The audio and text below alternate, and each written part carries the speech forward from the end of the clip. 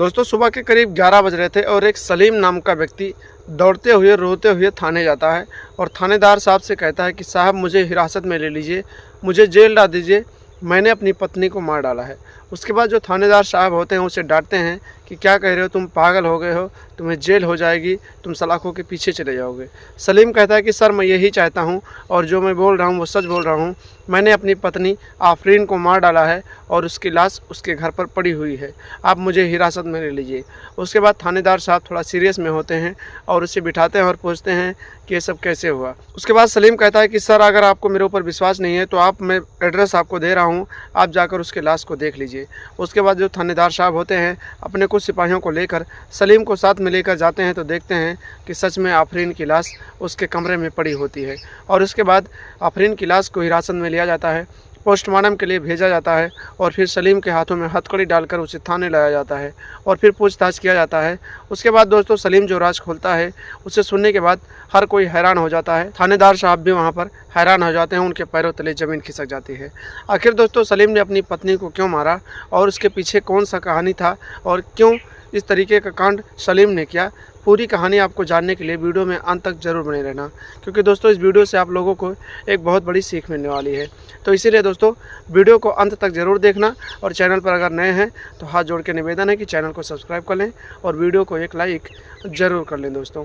तो आइए दोस्तों वीडियो में आगे बढ़े और आपको पूरी कहानी विस्तार से बताते हैं कि आखिर सलीम ने अपनी पत्नी आफरीन को क्यों मार डाला। नमस्कार, प्रणाम दोस्तों, मैं आप सबका दोस्त, आप सबका भाई अजय राज और आप लोग देख रहे हैं हमारा और अपना YouTube channel the story of AK। दोस्तों उम्मीद करता हूं कि आप लोग जहां भी होंगे खुश होंगे, बेस्ट होंगे, मस्त होंगे। इसी तरीके से कामना करता हूं दोस्तों कि आपकी ज़िंदगी में आप हरदम खुश रहें। बस आप लोग प्यार आशीर्वाद अपना मेरे ऊपर ज़रूर बनाए रहें। दोस्तों एक कहानी शुरुआत होती है उत्तर प्रदेश के बलिया ज़िले की। बलिया ज़िले में एक आफरीन नाम की बेहद ही खूबसूरत 18 साल की लड़की होती है। दोस्तों आफरीन इतनी खूबसूरत होती है कि जो भी उसे देखता है तो उसके ऊपर दिल हार जाता है, उसके ऊपर अपना सारा कुछ सब कुछ निछावर कर देता है और उसके साथ शादी करने को चाहता है, उसके साथ रिलेशनशिप बनाने को चाहता है। कहीं ना कहीं वो इतनी खूबसूरत होती है, एकदम खूबसूरती की बला होती है। दोस्तों आफरीन के अब्बू इस दुनिया में नहीं होते हैं, उनकी मौत हो चुकी होती है। आफरीन अपने घर पे सिर्फ आफरीन होती है और उसकी एक मम्मी होती है, सिर्फ 2 ही परिवार होते हैं। तो जब आफरीन धीरे धीरे बड़ी होने लगती है और उसकी उम्र लगभग 22 साल हो जाती है तो आफरीन की जो माँ होती है उसकी शादी के बारे में सोचने लगती है, उससे उसकी शादी का टेंशन होने लगता है।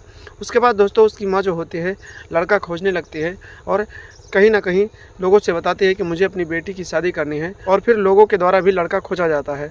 दोस्तों एक दिन एक लड़का मिलता है जिसका नाम सलीम होता है और सलीम से आफरीन की माँ ने आफरीन की शादी तय कर दी। आफरीन का निकाह हो जाता है और निकाह होने के बाद आफरीन अपने ससुराल जाती है। दोस्तों आफरीन खुशी खुशी अपने ससुराल जाती है और सलीम के घर जाकर वो अच्छे से अपने जीवन को जीने लगती है। इन दोनों की शादी को हुए लगभग 4 साल हो जाते हैं। दोस्तों सलीम जो होता है एक सब्जी का ठेला लगाता है और गांव-गांव सब्जी बेचता है, काफ़ी अच्छा खासा पैसा कमा लेता है।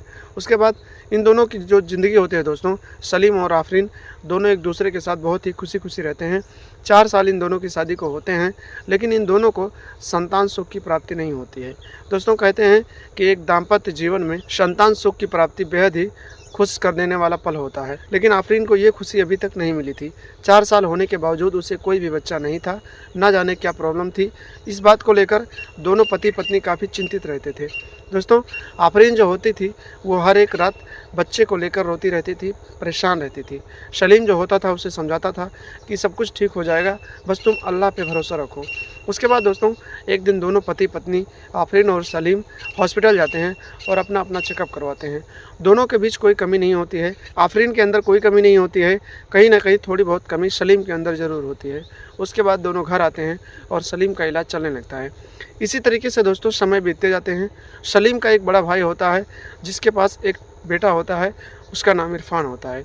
उसकी उम्र लगभग 22 साल होती है। दोस्तों इरफान जो होता है बेहद ही हट्टा कट्टा, बेहद ही हैंडसम लड़का होता है और कहीं ना कहीं वो अपने चाचा सलीम के घर पर आता जाता रहता है। दोस्तों जब आफरीन की नज़र इरफान के ऊपर पड़ती है तो उसे देखकर मोहित हो जाती है और कहीं ना कहीं उसके दिमाग में एक गलत तरीके से ख्यालात आने लगते हैं। और दोस्तों इरफान जो होता है वो भी कहीं ना कहीं अपनी चाची को जब देखता है तो उसके अंदर एक अलग तरीके का हलचल होता है और उसके अंदर भी गलत तरीके से गलत ख्यालात आने लगते हैं। दोस्तों धीरे धीरे समय बीतता जाता जाता है, आफरीन जो होती है उसका झुकाव इरफान की तरफ बढ़ता जाता है और वो अपने पति सलीम से लड़ाई झगड़ा करने लगती है। दोस्तों, लगातार लड़ाई झगड़ा होते रहते हैं।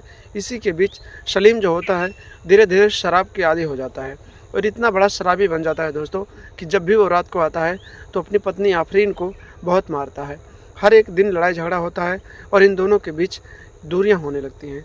दोस्तों, आफरीन को इतना मार देता है सलीम कि आफरीन एकदम से चल फिर नहीं पाती है, यानी कि उसे बहुत सारी प्रॉब्लम होने लगती है।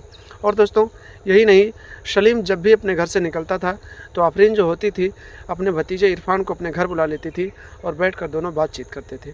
दोस्तों, इन दोनों का धीरे धीरे रिश्ता बढ़ने लगता है और ये दोनों एक दूसरे के नज़दीक आने लगते हैं। एक दिन की बात होती है, सुबह के 10:30 बज रहे होते हैं। सलीम अपना ठेला लेकर सब्जी बेचने के लिए घर से निकलता है। तभी अचानक आफरीन अपने भतीजे इरफान को अपने घर बुला लेती है और फिर वहाँ पर दोनों बैठकर बातचीत करने लगते हैं। उस दिन आफरीन एक कदम और आगे बढ़ा देती है और कुछ इशारों में इरफान को इशारा कर देती है। इरफान भी आफरीन का इशारा समझ जाता है और फिर वो भी वही करता है जो उसकी चाची चाहती है। दोस्तों, उस दिन ये दोनों अपने रिश्ते की मर्यादाओं को तोड़ देते हैं, रिश्तों को शर्मसार कर देते हैं और दोनों एक दूसरे के साथ अपने नाजायज़ रिश्ते स्थापित करने लगते हैं।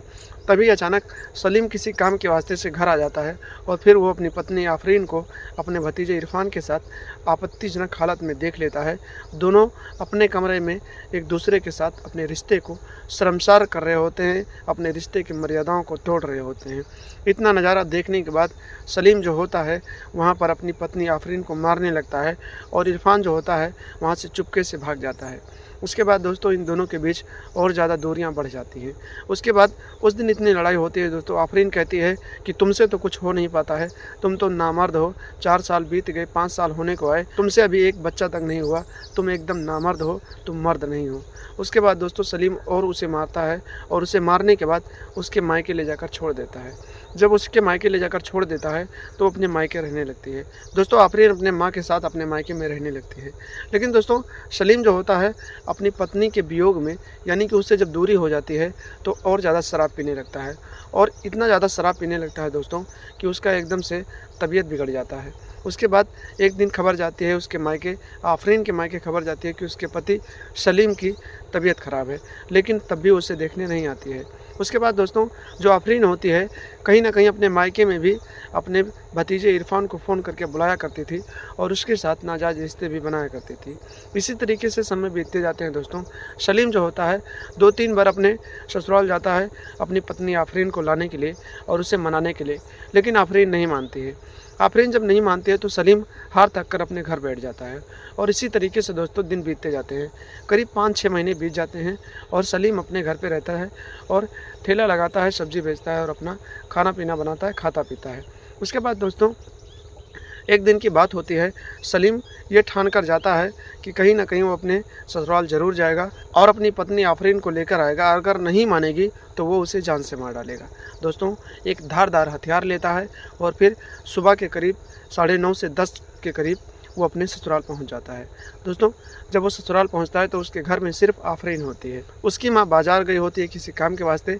जब सलीम अपने ससुराल पहुंचता है और अपनी पत्नी आफरीन से बातचीत करने लगता है कि चलो घर चलो, तो आफरीन जो होती है फिर से उससे लड़ाई झगड़ा करने लगती है और उसे नामर्द और ना जाने कितनी गालियाँ, पता नहीं क्या क्या कहने लगती है। सलीम जो होता है उसके पैर पड़ता है, उसके हाथ जोड़ता है और कहता है चलो जो भी हुआ मान जाओ, अब मैं अपना इलाज करवा लूँगा, हर चीज़ हो जाएगा, हम दोनों के बीच फिर से वही चीज़ होने लगेगा। उसके बाद आफरीन फिर भी नहीं मानती है, क्योंकि दोस्तों उसे तो एक अलग सा भूत सवार हो जाता है। उसे अपने भतीजे इरफान के साथ मोहब्बत होती है और उसी के साथ रहना चाहती है। उस दिन वो कहती है कि मैं तुम्हारे साथ नहीं रहना चाहती हूँ, मुझे तलाक चाहिए और मैं इरफान से निकाह करना चाहती हूँ। उसके बाद दोस्तों सलीम जो होता है कहता है कि वो तो तुम्हारा भतीजा है, इस तरह का रिश्ता तुम कैसे रख सकते हो, और तुम बताओ तुम जो कर रही हो गलत कर रही हो कि सही कर रही हो, आखिर ये सब करना तुम्हें कैसे शोभा देता है। आफरीन के ऊपर उस समय मोहब्बत का भूत सवार होता है। उसे सिर्फ और सिर्फ इरफान दिखाई देता है और अपने रिश्ते नहीं दिखाई देते हैं। आफरीन लगातार अपनी पति सलीम को गाली देती रहती है, उससे लड़ाई झगड़ा करती रहती है। उसके बाद दोस्तों सलीम जो होता है धीरे धीरे गुस्से में आता है और उस दिन भी आफरीन को उसके मायके में भी बहुत मारता है और उसके बाद उसका बाल पकड़कर खसीच कर उसके कमरे में ले जाता है और एक धारदार हथियार जो लेकर आता है वही निकालता है दोस्तों, और लगातार ना जाने कितनी बार आफरीन के ऊपर वार कर देता है और इतना ज़्यादा वार करने के बाद आफरीन एकदम लहूलुहान हो जाती है और कुछ देर बाद मौके पर ही उसकी मौत हो जाती है।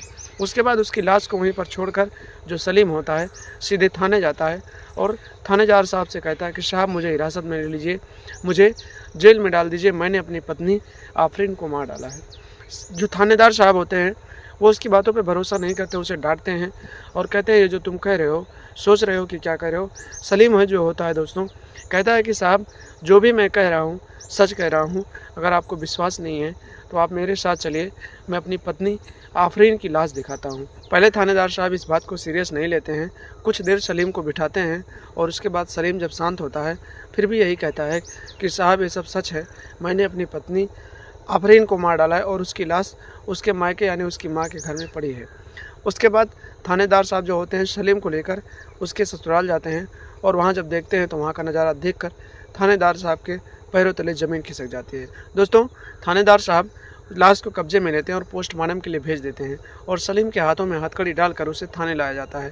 दोस्तों जब इतनी सारी कहानी सलीम अब थानेदार साहब को सुनाता है तो थानेदार साहब के पैरों तले ज़मीन खिसक जाते हैं और वो सोचने पे मजबूर हो जाते हैं कि आखिर सलीम ने जो किया वो सही किया या गलत किया। दोस्तों थानेदार साहब जो होते हैं सलीम के हाथों में हथकड़ी डालकर थाने ले जाते हैं, पूछताछ करते हैं और FIR दर्ज करके उसे कोर्ट में पेश किया जाता है।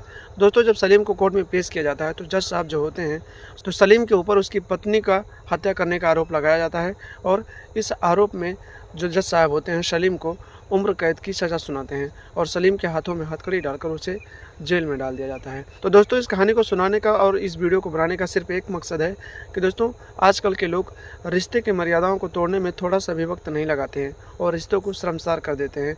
दोस्तों इस कहानी में सलीम ने जो किया है कहीं ना कहीं वो सही है या गलत है।